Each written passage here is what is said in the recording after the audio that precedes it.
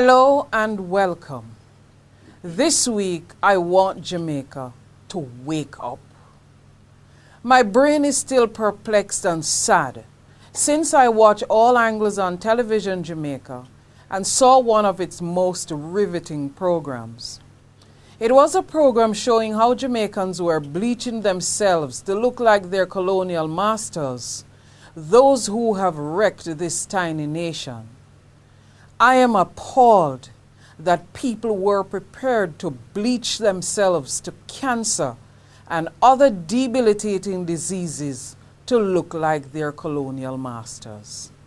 They want the face of colonialism, that which has held Jamaica ransom for decades, robbing, raping, and kidnapping.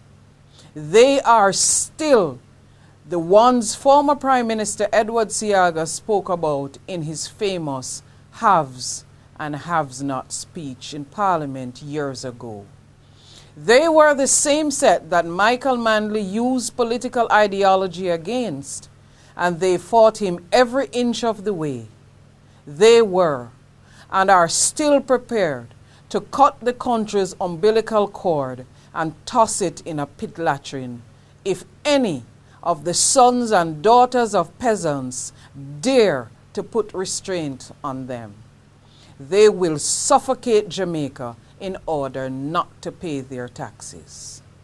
Of course, they are the black-skinned colonialists, but the bleachers didn't want to look like those. They are specific. They want to look like the white ones.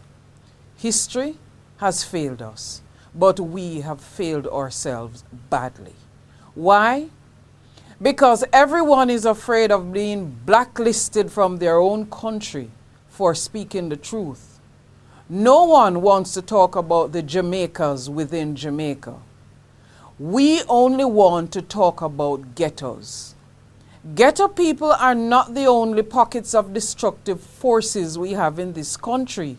Leeches are everywhere.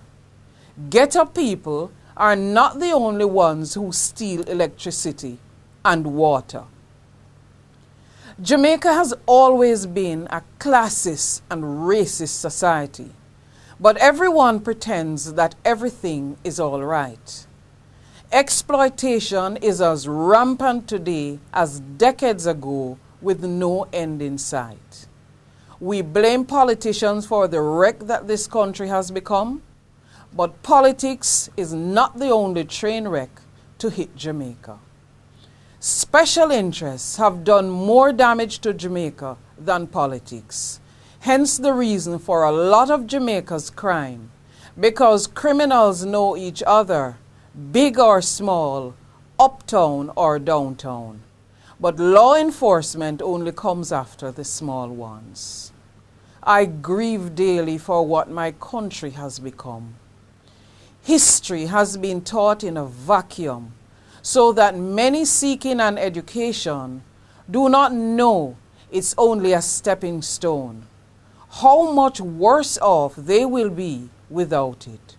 They do not know the depths from which many have crawled so that they can have a chance. Nelson Mandela is the ultimate symbol of sacrifice for the betterment of a people. He has overcome, to some extent, his oppressors. No one can accuse him of being corrupt, and he did not bleach to look like the face of apartheid. Wake up, Jamaica, from your damn slumber. Rise up, Jamaica, from your damn slumber. Until next week, stay close to the edge.